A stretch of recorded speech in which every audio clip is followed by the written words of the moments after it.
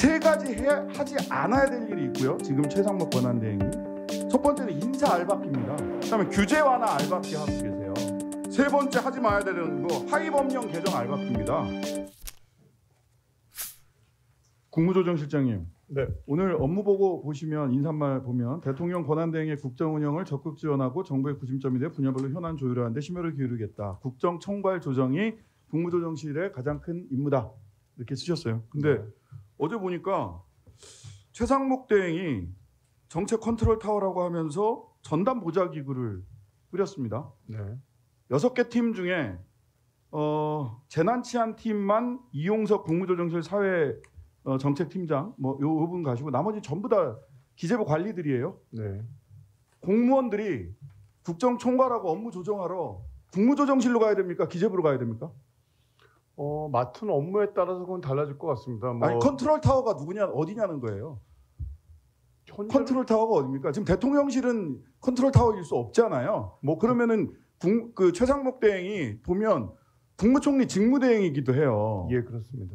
그러면 실제로 업무에 따라서 갑자기 행정명령 내려가지고 예규 만들어서 기재부 중심으로 해서 업무지원단 만들어서 대통령실 역할을 하겠다, 컨트롤 타워 역할을 하겠다라고 하는 거 국무조정실을 완전히 지금 개통상 있는 국무조정실을 무시하는 거 아닙니까? 저희 뭐 국무조정실하고 기획재정부 같이 일을 하고 있고요. 그거를 낸 거는 뭐 그러니까 자기의 본연의 업무가 있는데 그 옆에서 그러니까 그 뭐랄까 비서실 역할을 해야 되는 업무들을 동시에 할 수 없기 때문에 그런 친구 그러니까 기재부에서 거기 나가 있는 그 임명이 된 친구들 대부분 보면은 현재 보직이 없는 사람들입니다. 네, 보직이 없는 사람들 거기다 꾸리면서 이 부분이 저희와 같이 지금 커뮤니케이션 하고 있습니다. 저는 좀 납득하기가 어려워요. 국무조정실이 있고 국무총리 국무총리 직무대행이라고요. 지금 최상목 권한대행은 국무총리 직무대행이기도 해요.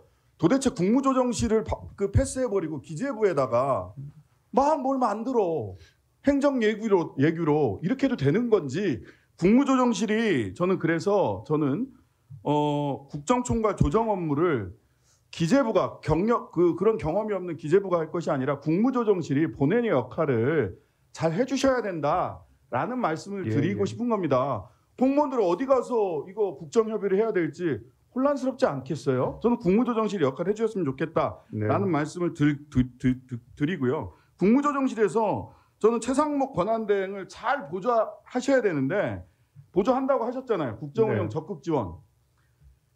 세 가지 하지 않아야 될 일이 있고요. 지금 최상목 권한대행이 반드시 해야 될 일이 있습니다.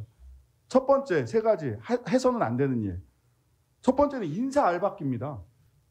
최상목 대행이 갑자기 연말연초에 인사하라고 확 얘기를 했어요. 진행하라고. 그러고 나서 첫 번째 눈에 띄는 인사 뭐했냐? 경찰 조직 인사했죠. 이거 윤건영 의원, 존경하는 윤건영 의원이 다른 상임위원회에서도 말씀을 그 국조특위에서 내란특위에서도 말씀을 하셨는데요. 이원모 대통령실 비서관이 중간에 매개가 돼서 용산발 서울구치소 인사가 일어났다. 서울청을 친윤 경찰들로 장악을 해서 실제로 윤석열 내란 수사를 방해하거나 윤석열 파면 이후에 조기 대선이 있을 때 영향력을 행사하려고 하는 것이 아니냐라고 하는 굉장히 구체적인 정황들을 가지고 왔어요. 설마 그게 아니라고 하더라도 최상목 대행이 이런 거 하면 안 됩니다. 지금. 왜 오비라고 딱 보이기 좋은 인사를 이렇게 하는지 모르겠어요. 저는 국무조정실에서 정부조직법에 따라서 최상목 권한대행이 이런 인사하지 못하도록 직언해야 된다고 보고요. 두 번째는 지금 사실 인사검증을 어디서 하는지도 모르겠어요. 대통령실에서 합니까? 장관도 없는 법무부에서 합니까? 인사검증도 이상한데 인사 알박기 하고 있고요. 그다음에 규제 완화 알박기 하고 계세요. 규제 완화 등 통해서 1·3분기 중 집중 추진해달라. 규제 완화. 이거 왜 지금 권한대행이 하십니까? 지금 탄핵 심판이 3월 초냐 중순이냐 이러고 있어요. 이것도 알박기 하는 거 아니에요? 특히 이러면서 반도체법 52시간은 원래 반도체법 처음 나와 있지도 않았어요. 칩스법 대응해서 어떻게 지원할 거냐 중심으로 돼 있던 법에 갑자기 최상목 대행 그다음에 여당 쪽에서 52시간 얘기를 끌고 들어옵니다. 그러면서 저런 얘기를 해요. 1·4분기 중 집중 추진해달라. 규제 완화. 세 번째 하지 말아야 되는 거 하위법령 개정 알박기입니다. 뭐라고 얘기를 하냐. 100건 이상 발굴하고 장관 핵심 브랜드로 삼아 이행의 속도감과 현장의 이행의 속도감을 해라 이런 얘기예요. 지금 파면 결정이 3월 달에 있을 겁니다. 그 탄핵 심판 결정이. 그런데 갑자기 장관들한테 자기 브랜드 하위 법령을 만들래요. 지금 11명의 내란 국무회의 참여했던 분들은 실은 전부 다 사표 내셨던 분들 아니에요? 최상목 대행이 왜 갑자기 장관들 브랜드 만들려고 다그칩니까? 지금 국무조정실에서 장관 그 최상목 대행을 보좌해서 해야 될 일은 민생 추경이라고 저는 첫 번째 봅니다. 가계부채 대책 필요하고요. 그다음에 내란 극복 지원금 1인당 30만 원씩 지급해야 된다라고 저희 조국혁신당에서도 제안을 했는데 민생경제 실질적 대책이 담긴 추경 2월 내에 국무조정실이 총괄해서 안을 좀 마련을 해서 최상목 대행이 국회에 제출하도록 하는 것이 국무조정실이 본인들에게 주어진 정부조직법상 주어진 자기 역할을 제대로 하는 게 아닌가라는 말씀을 드릴 수밖에 없어요. 인사 알박기, 규제 완화 알박기, 하위 법령 알박기, 도대체 장관 핵심 브랜드 100가지가 뭡니까 도대체? 지금 이 판국에 뭐 장관들 나중에 선거 나갈 때 하나씩 뭐 브랜드 하나씩 붙여주려고 하는 거예요? 이런 식의 업무를 이상한 이야기 하지 않도록 저는 국무조정실에서 역할을 잘 해주셨으면 좋겠고요. 나중에 추경과 관련해서는 국무조정실에서도 의견을 좀 주셨으면 좋겠습니다. 질문 다 마치고. 공정거래위원장님. 네. 네이버 관련 조작 기사, 네이버 뉴스 배치 조작, 시인 청탁받고 기사 숨겼다. 박동희 기자라고 폭로를 했어요. 네이버 사장이 사과문도 냈죠.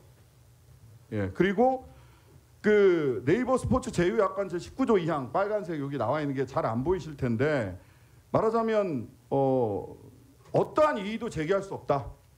제휴평가위원회 어떠한 이의도 제기할 수 없다. 이게 불공정 약관이라고 했고 그래서 23년 10월 16일 날 한기정 위원장님 존경하는 민병덕 의원이 여기에 대해서는 이의를 전혀 제기하지 못한다. 이런 약관이 있다. 이거 문제다. 했더니 위원장님께서 불공정 약관으로 조사를 해봐야 될 것으로 보입니다. 조사를 실시하겠습니다. 이렇게 얘기하셨어요. 1년 반 전이에요. 네. 근데 아직도 결과가 안 나와요. 그거 24년 잠깐 마지막 표 보세요. 네. 알리테무 결혼준비 대행업체 중고차 대출업체 위탁계약 웹툰 플랫폼 사업자 계약서 이런 거 전부 다 조사한 지 2개월 3개월 만에 전부 다 나왔습니다. 그런데 지금 이 네이버 불공정 약관은 489일째 아직도 진행 중입니다. 네이버 눈치 보기 아니냐? 네이버가 공정위에다 도대체 무슨 짓을 한 거냐? 라는 질문을 하지 않을 수 없습니다. 이 부분 답변해 주시고요. 마지막으로 권익위 원장님. 예. 유일임 이거 위반 여부를 판단할 수 없다. 이해충돌 방지법 제5조 1항 위반 여부를 판단할 수 없다. 이렇게 통보했어요. 공직자 이해충돌 방지법에 따르면 사적 이해 관계자임을 안 경우 이 사실을 서면으로 신고해야 되는데 유일임이 사적 이해 관계자임을 알게 됐다는 인지했다는 정황과 증거는 차고 넘칩니다. 유일임에 대해서 이러한 조치를 제대로 사적 이해 관계자에서 이해충돌이 있다라고 하는 사실을 못하는 것이 아니라 안 하고 있는 거 아니냐라는 얘기를 할 수밖에 없습니다. 왜 안 하는 겁니까? 답변하세요. 예, 저희들한테 그 방심위에서 그 인적 관계 관련 자료를 제출하지 않아서 저희가 그래서 그 송부를 했던 것입니다. 조사를 위해서 송부를 했던 것입니다. 유일임 위원장의 동생이 민원을 신청한 사실을 보고한 문건 권익위원회 2023년 9월 14일 날 제출됐어요, 안 됐어요? 뭘 몰라요, 뭘 몰라? 서류가 이미 제출됐는데 이 서류는 뭡니까 그러면? 답변해 보세요. 이 서류 제출됐어요? 위원장님 보셨어요? 그 서류도 다 검토를 해서 사실은 전원위에서 결의를 하긴 한 건데 다시 한번 또 검토를 해보겠습니다. 전원위원회에서 결의하면 전원위에서 우리 다 같이 도둑질합시다. 자, 라고 얘기하면 그게 합법이 됩니까? 네, 신의원님 마무리해 주세요. 네. 계속 전원이 핑계를 내시잖아 지금. 자. 예, 그 뉴스 제휴 평가위원회 관련해서 말씀드리겠습니다. 그 뉴스 제휴 네이버 관련된 뉴스 제휴 평가위원회는 2023년 5월부터 활동을 중단했고 그 이후에 해당 약관 적용되지 않는 것으로 저희가 알고 있고요. 네이버가 지금 새로운 재평의 출범을 목표로 개선안을 마련 중인데요. 저희가 그 과정에서 말씀하신 그 약관상 문제도 해소되도록 네이버와 협의를 하고 있는 중입니다. 489일째요? 자, 딴 데는 2, 3개월 만에 다 끝나는데 그 약관이 적용되지 않는다고 제가 아니, 말씀드렸습니다. 그러면 예. 적용되지 않으니까 그럼 각하하겠다라든지 뭔가 변론을 내리셔야 될 거 아닙니까? 예, 변론도 그거 없이 489일을 그대로 둡니까? 자 마무리해 주시고. 적용됐던 때는 어떻게 할 거예요? 적용 안 되니까 그때 적용됐던 사례는 전부 다 문제가 없는 겁니까? 뭐 그런 취지의 말씀은 아니고요. 그 전에 게 문제가 없다는 취지의 말씀은 아닙니다. 자 우리 건익위원장님도 그렇고 공정거래위원장님도 그렇고 당당하게 답변하세요. 예? 네. 당당하게 답변하세요. 네, 알겠습니다. 법과 원칙에 따라서 여러분들 일하면 되는 겁니다. 답을 우물쭈물하니까 뭔가 있는 것처럼 보이잖아요. 제가 몇 그렇게 하면 안 되고 아니 우리 위원님들은 질의를 하고 추궁을 할 수 있어요. 그렇지만 여러분들은 법과 원칙에 따라서 딱 답변을 하시면 돼요. 왜 우물쭈물해요? 그러면 옆에 우리가 다 봐도 이게 뭔가 일을 잘 못했구나 하고 그런 느낌이 들잖아요. 그러면 잘못했다고 이야기를 하시고 그렇지 않으면 법과 원칙에 따라서 당당하게 답변하셔야죠. 예, 제가 몇 가지 말씀하신 거 제가 좀 답변을 드리겠습니다. 예. 일단 먼저 추경에 대해서 말씀하셨는데 추경은 뭐 잘 아시는 것처럼 내일 이제 국정협의회가 예정이 되어 있습니다. 그래서 국정협의회에서 추경에 대해서 기본적인 사항에 대해서 아마 논의가 이루어질 거고요. 그 논의 바탕으로 해서 뭐 정부의 입장을 정하도록 할 것으로 알고 있습니다. 그리고 인사와 규제 완화와 하위 법령에 대해서 말씀을 하셨는데요. 인사에 관해서 일단 기재부에서 그 TF를 만든 거는 기재부라는 조직은 기본적으로 이제 경제에 대해서 정책을 수립하고 조정하는 조직입니다. 그러다 보니까 외교의 파트라든가 안전의 파트라든가 또 사회 분야도 좀 약점이 있고 정무 분야, 그다음에 공보 분야 이런 쪽에 굉장히 사실은 그런 조직이 없는 것이기 때문에 거기를 서포트를 해줘야 되는데 저희가 인사혁신처하고 협의를 해보니 국무조정실에서 그 자리에 있으면서 기재부 부총리 아무리 권한대행이고 직무대행이시지만 하는 거는 조금 나중에 문제가 될 수 있다 여러 가지. 그렇기 때문에 그 부분에 대해서 TF를 만들어서 저희가 서포트해드린 것들 서포트해드리고 그리고 기본적으로 기재부 중심으로 해서 그 비서실이죠 일종의 비서실 역할을 한다고 이해를 해주시면 될 것 같고요.